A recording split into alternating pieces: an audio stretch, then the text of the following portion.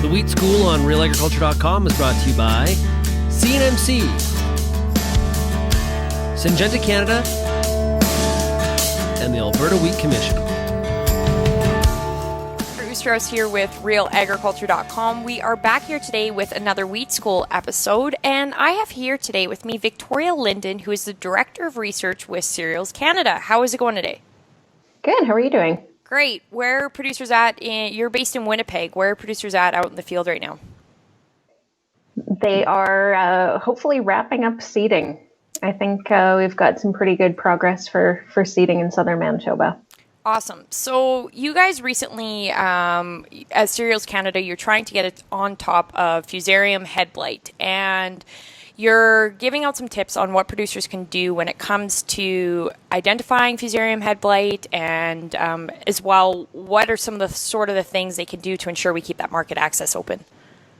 Absolutely. So yeah, you hit on it exactly right. So market access is the key focus of our Keep It Clean campaign. We want to make sure that our Canadian grains, and especially wheat, are able to be marketed in all parts of the world. So DON specifically is a downgrading factor. DON is caused by Fusarium head blight.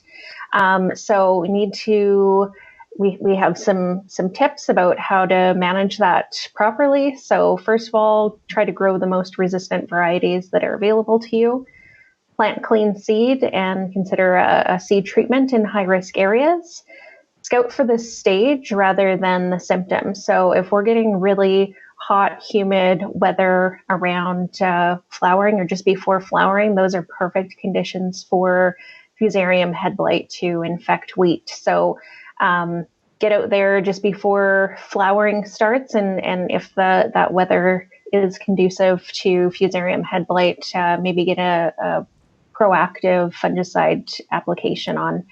At the end of the season, if you're not sure how your grain crop is doing in terms of DON levels or FHB infection, like by all means send in a sample to the Grain Commission to get some information on that. If you do have FHB in your fields, or you have in the last year or two, try to rotate away from wheat or other host crops for 1 to 2 years so that you can try to break that disease cycle. And then make sure you're combining best management practices. So some of the items I've already mentioned, make sure you're running a higher wind speed on your combine so that you can blow out some of those lighter weight Fusarium damaged kernels.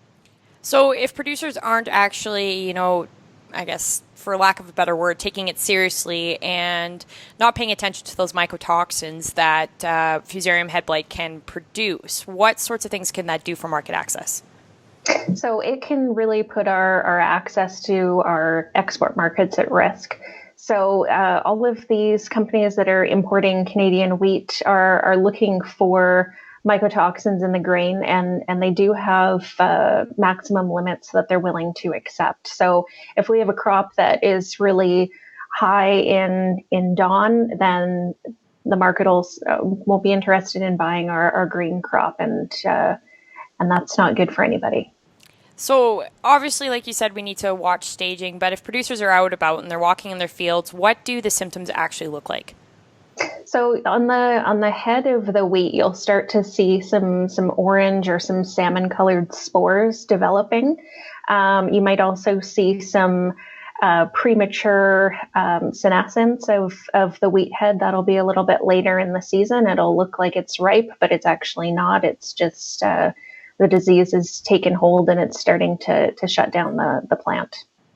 And what other things has your research shown you, and what are you trying to, I guess, any other messaging you're trying to put forward to producers with your Keep It Clean campaign? So, yeah, it's really around make sure that you're using a combination of best management practices, make sure you're growing resistant varieties when you can. If the stage and weather conditions are conducive to FHB, consider a fungicide application and make sure you're practicing crop rotation.